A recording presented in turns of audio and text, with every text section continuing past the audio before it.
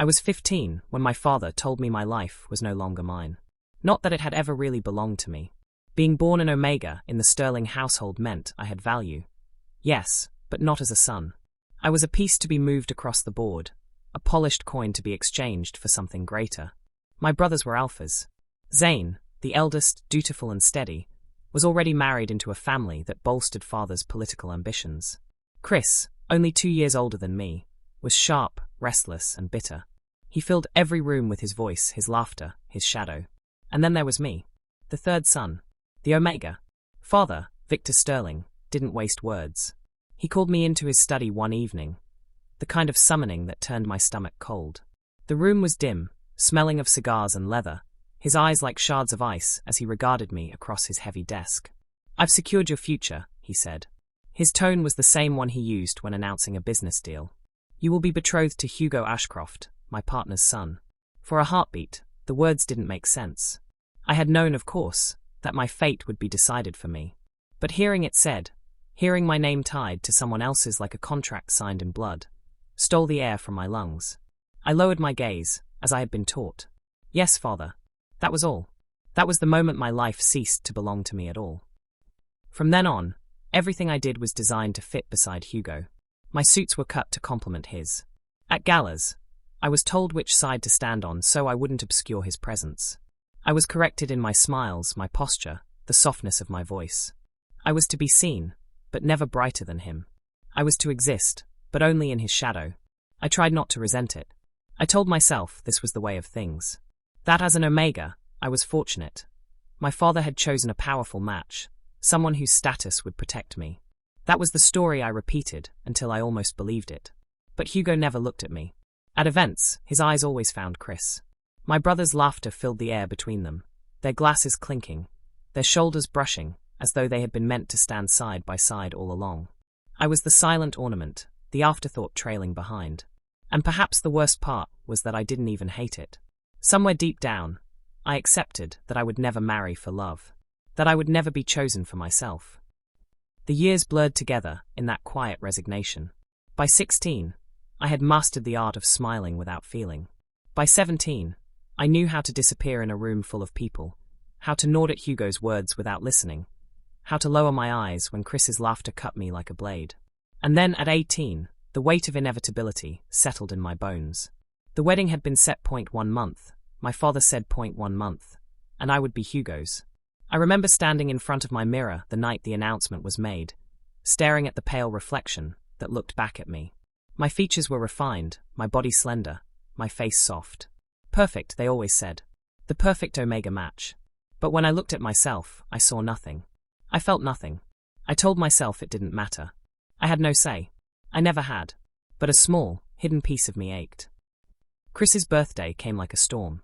He begged father to let him host it at one of the luxury hotels in the city. Of course, father agreed. Chris was his pride, his alpha heir, the son he paraded before the world.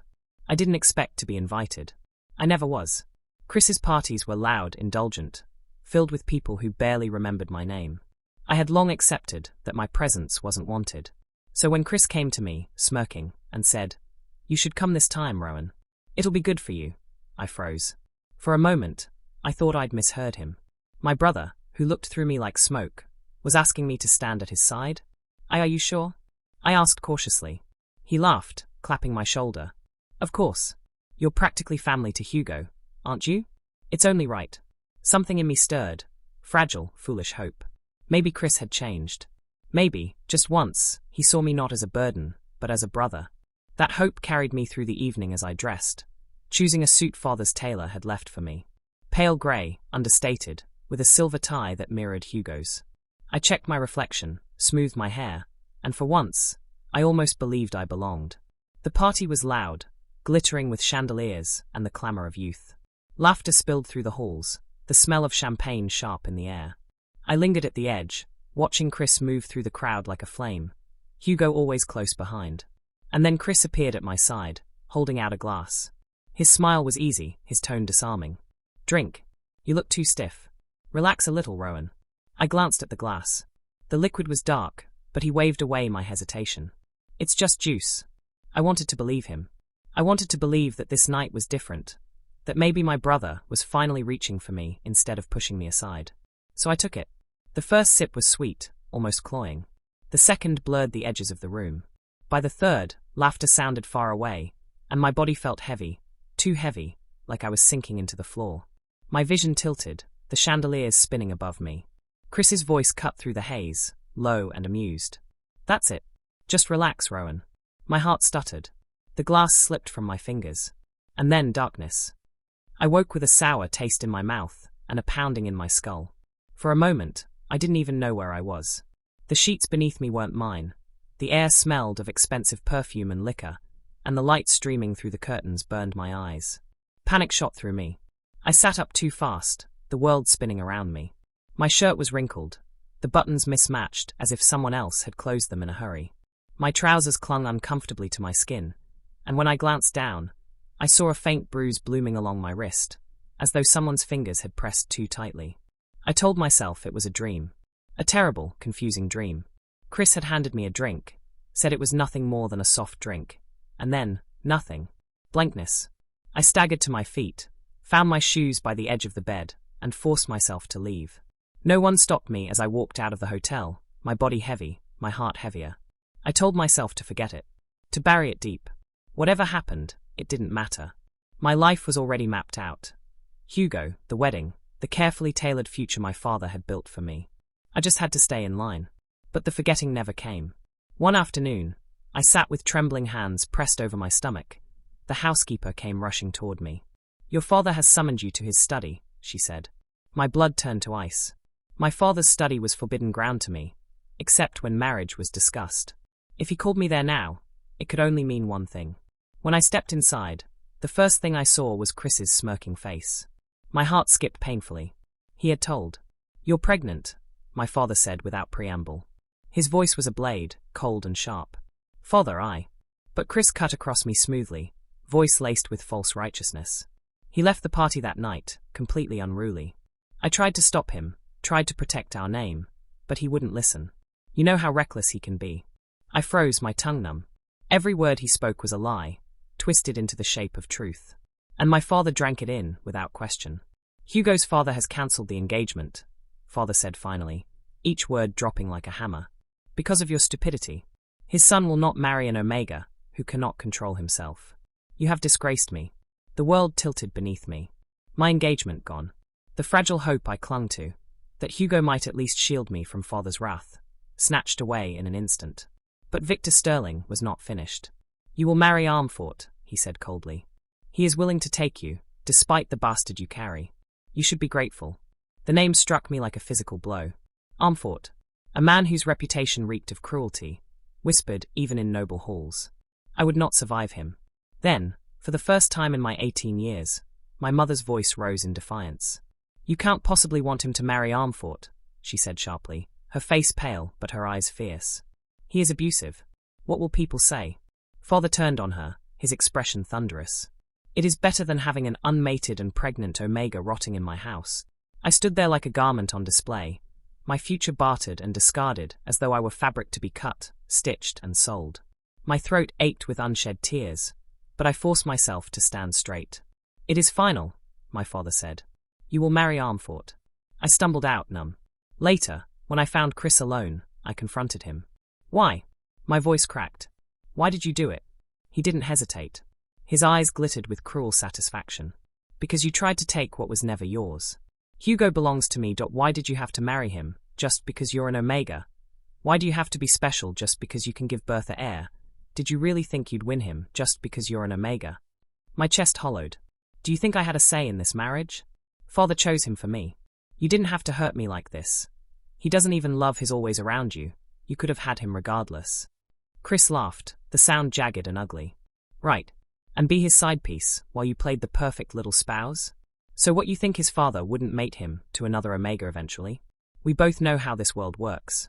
"We'll figure something out," he said, smirking. "We always do. Just like we did with you." Something inside me shattered. My room blurred around me as I fell onto the bed, sobs racking my chest. I had lost everything. My engagement, my father's approval, my family's name. But that night, my mother came. She rarely entered my room, rarely defied my father in anything. but her eyes were wet as she spoke. "I heard what they did," she said fiercely, her night wrapped tightly around her. "Hugo is a coward, and your father is a tyrant. You don't deserve this." She pressed a bag into my hands. "There's food, clothes, money," she whispered. "Enough for a few months. You must go, Rowan." I stared at her, stunned. "Mother, I—" Her hands trembled as they cupped my face. "I can't change your father's mind. But I won't watch him destroy you. Please, leave while you can." Tears blurred my vision. For the first time, I saw her fear, her quiet love buried under years of silence. I wanted to stay. I wanted her to stop me, to promise she'd protect me. But she was too afraid. And so I left. The train pulled away just before dawn, the city shrinking behind a veil of smoke. I pressed my hand over my stomach, over the fragile life I carried. Fear clawed at me, but beneath it, something else flickered, resolve. I had lost everything. My name, my home, my family. But I hadn't lost myself. And I hadn't lost my child. As the city disappeared beyond the horizon, I whispered into the light of morning. "We'll survive this. No matter what it takes." The city felt different when you were running from your own blood. Every streetlight looked like a spotlight, every stranger's glance like a knife. My mother's money kept me afloat for the first few weeks. A small stash tucked into a plain envelope, pressed into my palm with shaking hands the night I left. Enough to rent a shoebox apartment on the far edge of the city. One cracked window, a mattress on the floor, and walls so thin I could hear my neighbors breathing. But safety was relative. Every time the elevator rattled, I thought it was father's men. Every knock at a door made my chest seize. I tried to find work. Nobody wanted to hire a trembling 18-year-old Omega with no references and shadows under his eyes. So I took what I could, cleaning night offices when no one was around, stacking shelves in a grocery store, sorting mail in a dusty backroom. Jobs that paid little but asked fewer questions. And still, the money bled away. Rent, food, the quiet visits to the pharmacy when morning sickness wrung me dry. I learned quickly how to stretch a packet of noodles across 3 meals. Loneliness was worse than hunger. I couldn't call my mother, couldn't risk a letter. Her silence was its own answer. She had already risked everything to help me once. There would be no more lifelines. Time moved differently when you were hiding. Days blurred into weeks, weeks into months. My stomach swelled, undeniable, no matter how baggy my clothes. At night I'd press my hand there, whispering promises I wasn't sure I could keep. "You'll be safe," I told the child growing inside me. "I won't let them touch you." When the time came, it wasn't dramatic. No hospital, no sterile room. Just me on the mattress, clutching a thin blanket between my teeth to muffle the screams. Hours of pain that split me in half and remade me. And then, silence broken by a thin, miraculous cry. A boy. My boy. The moment I held him, bloodied and squirming against my chest, the world steadied. For the first time since the night of the party, I felt something stronger than fear. Love. Fierce, desperate, unyielding love. I named him Elias. Not after anyone, but for what the name meant to me: strength. Freedom. A future that wasn't dictated by my father's iron hand. Raising him alone was its own battle. Nights blurred into dawns of rocking, feeding, soothing. I worked when I could, strapped him to my chest in a second-hand carrier, while I wiped tables or handed out flyers on street corners. I bartered hours of sleep for coins of survival. People looked at me sometimes, pity in their eyes or judgment. An unmated Omega with a child and no ring. I learned to keep my head down, my gaze lowered, the way father had always taught me. Only this time, I did it for Elias. No one knew who his father was. Not even me, not truly. The memory of that night was a blur of fog and fire, broken by fragments that never made sense. I buried the questions deep. What mattered was Elias. Not the man who'd been forced into my life, but the life I had chosen to protect. Years passed in that fragile balance. Elias grew, wide-eyed, curious, stubborn. My whole world. And all the while, I prayed that the past would never find us. But fate is never merciful. By the time Elias turned 4, our life had settled into something that almost resembled peace. It wasn't perfect. Money was always tight, and my body still carried the quiet exhaustion of raising a child alone. But it was ours. A rhythm carved out of early mornings and quiet nights. A fragile sense of safety I clung to, even though some part of me always waited for the ground to crack open beneath us. Every weekday began the same. I walked Elias to the little preschool tucked away at the end of our block. It wasn't fancy, Just a squat building with faded paint and a cracked swing set. But the teachers were kind, the fees reasonable, and most importantly, it was far from the circles my father and brother frequented. Elias loved it. He loved everything about school. The bright posters taped to the walls, the shelves of picture books, the songs his class sang loudly and off-key. Every day he came home with stories, with drawings smudged in crayon, with questions that tangled my heart in knots. One evening, he looked up from his coloring and asked, "Mama, why don't I have a daddy like the other kids?" I froze, pen hovering above the stack of bills I'd been trying to balance. His eyes, wide, curious, so much like mine, and yet not, blinked up at me, waiting. I forced a smile. Some families have daddies, some don't. What matters is that you have me. And I'll always be here. He accepted that answer with the easy trust of a child, humming to himself as he went back to coloring. But the question lingered in me long after he'd fallen asleep, curled up against his stuffed bear. It lingered in the empty space beside me in bed, in the hush of night when the city outside was loud, but our apartment was quiet. That space where a father should have been. The announcement of the charity event came 2 months later. Flyers appeared on classroom doors, the teachers buzzing with excitement.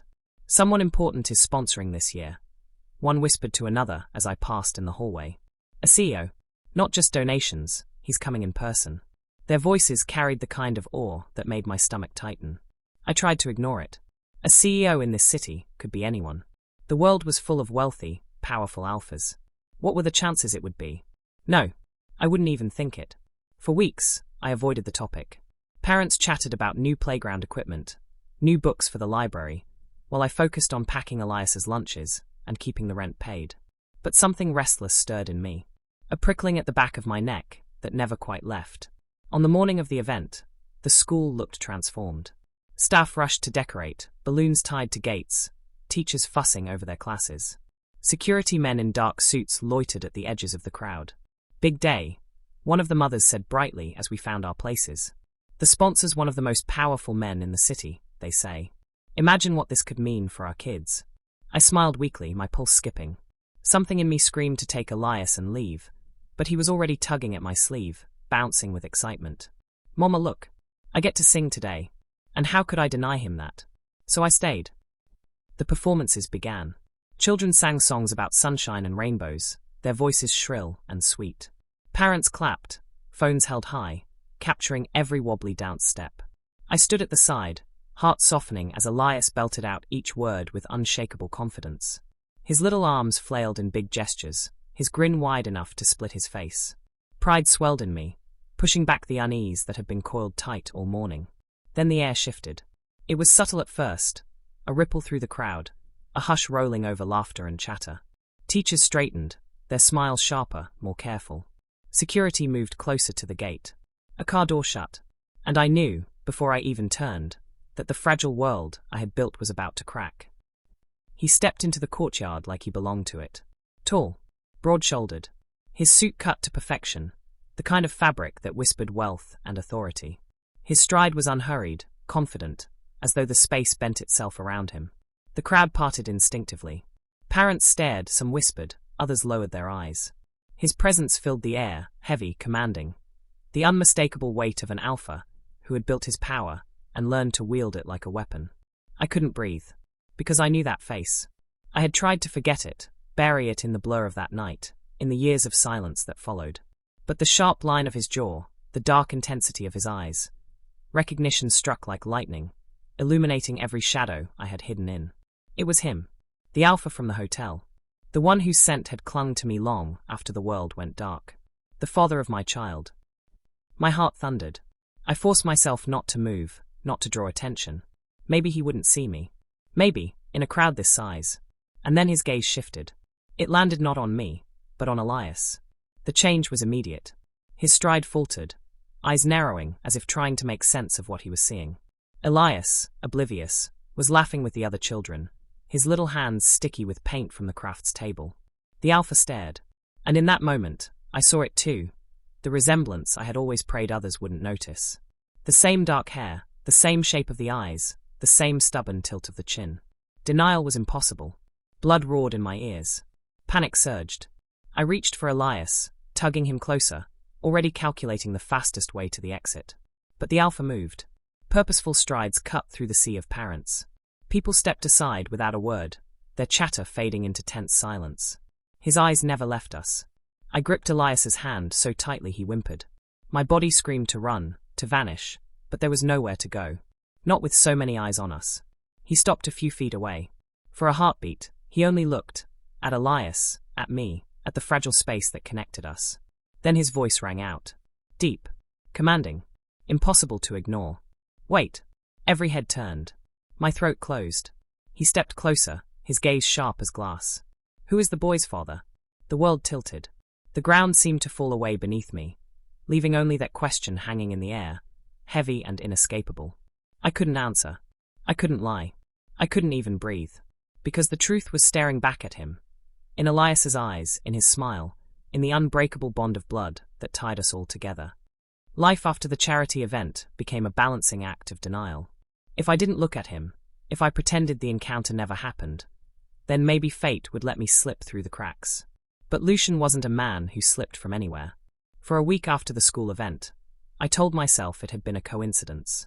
A CEO with more money than small countries didn't have reason to notice me or my son.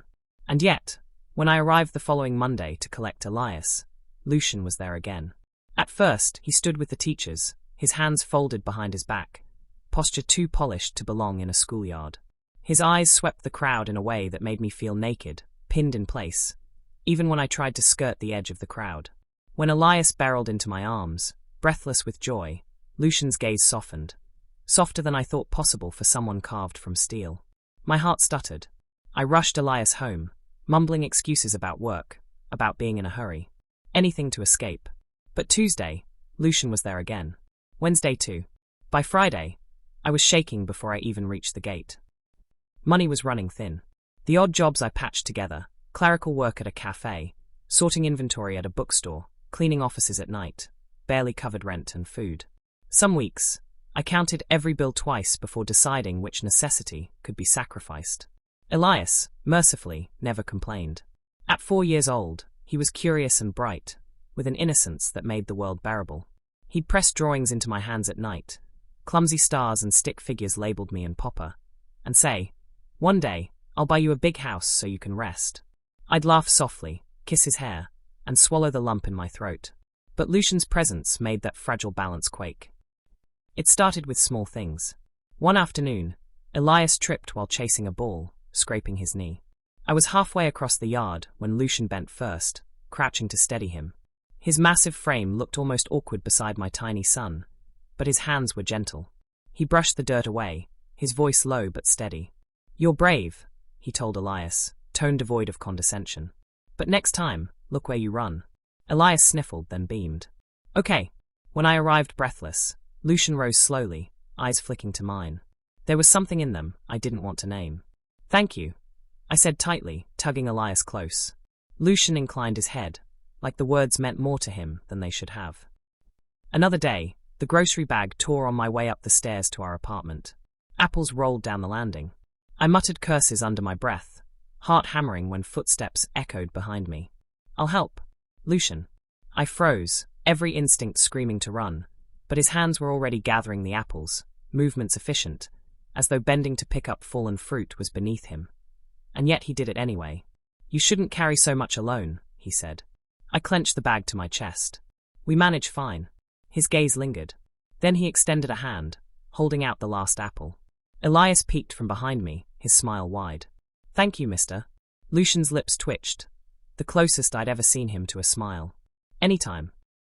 Each encounter left cracks in the walls I had built. I told myself he was just curious, that wealthy men sometimes found novelty in watching lives unlike their own. But deep down, I knew it wasn't that. He wasn't watching me. He was watching Elias. And I hated how much Elias seemed to like him back. Weeks bled into a month. Lucian's presence became a constant, though he never crossed the invisible line I drew. Always at the school. Always from a distance that was close enough to unsettle me, yet far enough that I had no right to call it pursuit. Until the night Elias grew sick. A fever burned through him, sudden and fierce. I rushed him to the clinic near our apartment, but the waiting line was unbearable. My son whimpered in my arms, too hot, too small, and panic clawed my chest. That's when Lucian appeared. I don't know how he found us. One moment I was pacing the clinic hallway, the next his shadow fell across me. "Rowan." His voice was sharp, commanding. "What's wrong?" My throat locked. "He's sick. Fever. They said it'll be hours before." Lucian didn't wait. He strode past the line, past the receptionist, pulling his phone out with one hand. "Prepare an exam room. Now." Within minutes, Elias was seen. The doctor, suddenly attentive under Lucian's glare, prescribed medicine and reassured me the fever would break. I sat by Elias's bedside, whispering comfort, while Lucian stood in the corner, arms crossed. His presence filled the room like a storm. When Elias finally drifted into restless sleep, I turned to him. "You shouldn't have done that." His brows lifted. "You wanted him to suffer in that line?" "No, but..." I swallowed hard. "You have no right." "He's not." The words choked me. Lucian stepped closer, his voice quiet but sharp enough to cut. "Not what, Rowan?" "Not mine." My breath faltered. His eyes, dark and steady, pinned me in place. "You've been avoiding me," he said. "But every time I look at him, I see..." His jaw tightened.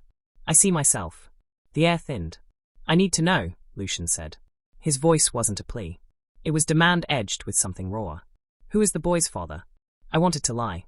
To shove him away. To bury the truth where no one could reach. But the words tangled in my throat. Instead, I whispered the only shield I had left. "It's none of your business." I gathered Elias into my arms, clutching him like a lifeline, and fled the room before Lucian could stop me. But as the night swallowed us, one truth gnawed at me. Lucian wasn't going to let this go. And my walls, no matter how high I built them, were already crumbling. Elias's fever had finally broken. For 2 nights I sat at his side, a bowl of cool water and a rag my only weapons against the heat burning his small body. Every cry, every weak flutter of his lashes made me feel like I was unraveling thread by thread. By the 3rd morning, when his chest rose with steady breaths and his hand curled weakly around my finger, I nearly wept with relief. I thought maybe we were safe now. Maybe the worst had passed. But safety never lasted long in my life. I was rinsing the rag in the basin when a knock rattled the door. Too hard. Too sharp. My heart leapt into my throat. No neighbor knocked like that. When I opened the door, the air seemed to vanish from my lungs. My father stood on the threshold, rigid and severe in his tailored coat. Beside him, Chris lounged like he owned the very ground beneath my feet, smirk sharp enough to cut. "Rowan," father said flatly. His voice was a verdict, not a greeting. "It's time to come home." Behind me, Elias stirred. My body moved instinctively, blocking their view. "You shouldn't be here." Chris tilted his head, eyes flicking past me, as if he could pierce the thin walls and glimpse Elias inside. "So it's true," he drawled. "You actually kept the brat." Something inside me snapped. "Don't call him that." Father's gaze hardened, like stone pressing down on me. "You've embarrassed this family enough. Pack your things. You'll return with us. Arrangements have been made." Arrangements. That word again, as if my life were a piece of property being shuffled between hands. My chest tightened, but I forced myself to stand taller. "No, I'm not going anywhere." Chris laughed, cruel and sharp. "You think you have a choice? You ran away like some tragic heroine, but look at you. Filthy apartment, sick child, working scraps to survive. Do you really believe this is a life?" I wanted to scream that yes, it was a life. Hard and uneven, but mine. Mine and Elias's. But father cut across me, his voice like thunder. "You will obey. That child will be dealt with, and you will marry where I decide. You've shamed us enough." The words made the world tilt. Dealt with. Cold spread through me, but instead of crumbling the way I once would have, heat flared. Anger I hadn't let myself feel in years roared to life. I stepped forward, shaking. "No, you don't get to decide anymore. You don't get to touch him." Chris's smirk faltered, then twisted into something uglier. "Do you even know who his father is, Rowan? You don't. You were drunk out of your mind that night. For all you know, it could have been anyone. It wasn't anyone." My voice cut sharper than I thought possible. I could feel Elias's soft breaths behind me, the fragile weight of him anchoring me. And suddenly, I knew exactly what I had to do. I grabbed my coat, turned my back on both of them, and scooped Elias into my arms. "Stay out of my way," I hissed, and pushed past them before fear could root me in place. Lucian's office loomed high and glassy, the kind of place I once drifted through like a shadow. Always silent, always careful. Tonight, I didn't feel careful. Tonight, I felt desperate. The secretary tried to stop me, eyes wide at the sight of my disheveled hair and the bundle in my arms, but I pushed past her. My hand shook as I forced Lucian's door open. He was behind his desk, sleeves rolled, tie loosened, dark eyes flicking up in surprise. Rowan. The sound of my name in his voice undid me. My knees threatened to buckle. I set Elias gently on the leather couch, then turned to face Lucian, chest heaving. I need you to listen, I said, my voice breaking. If you don't, I have nothing left. Lucian stood, concern flashing sharp across his face. What happened? It's Elias. My throat tightened. Still, I forced the words. He's yours. I swallowed, shaking. 4 years ago. Chris's party.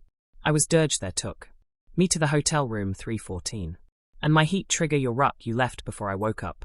So I felt you didn't care, so I decided to forget that part of my life. But seeing you now, seeing the striking resemblance between you and Elise. Please, we need you help. My father is trying to hurt Elias. You're the only one who can help us. My voice splintered, but I kept going. You held me when everyone around me either hurt me. I thought it was a dream. But it wasn't. It was you. Elias is yours. I know, he said quietly. My stomach dropped. What? I knew the night you brought him to the hospital, he admitted, voice low.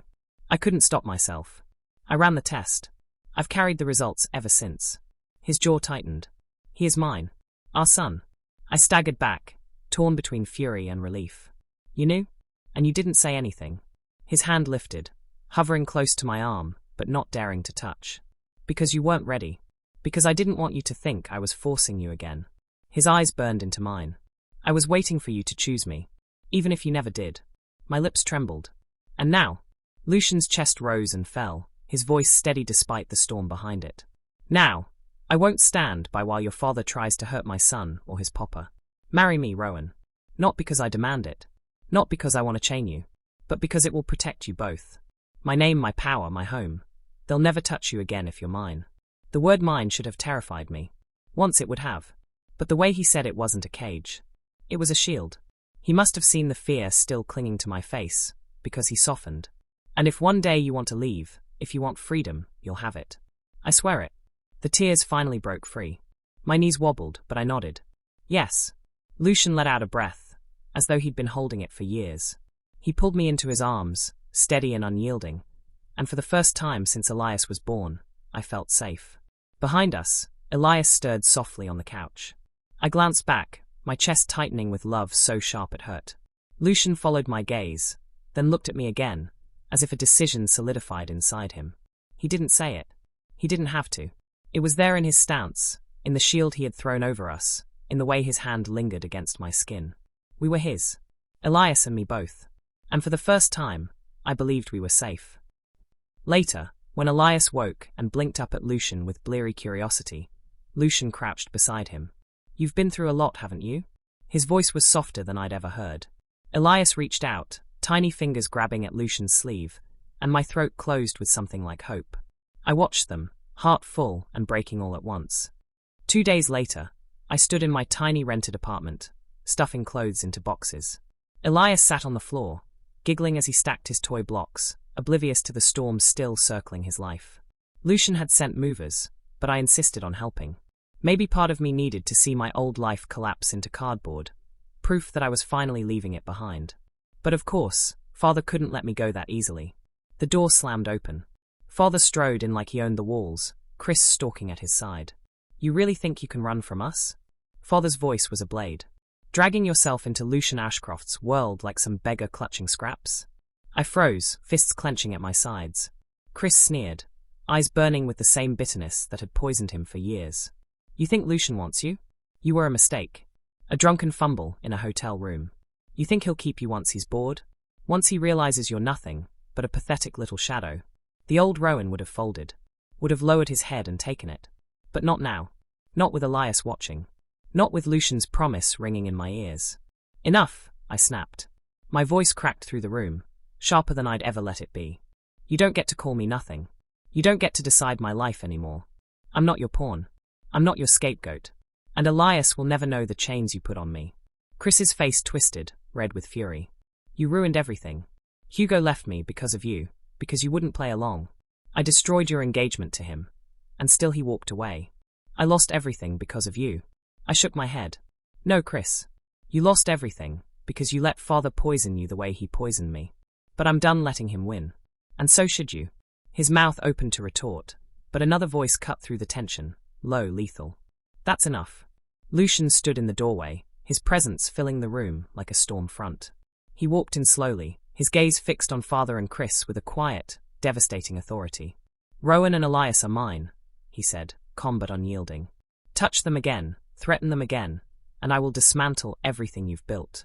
Your businesses, your reputation, your legacy, brick by brick, until there is nothing left of you but ashes.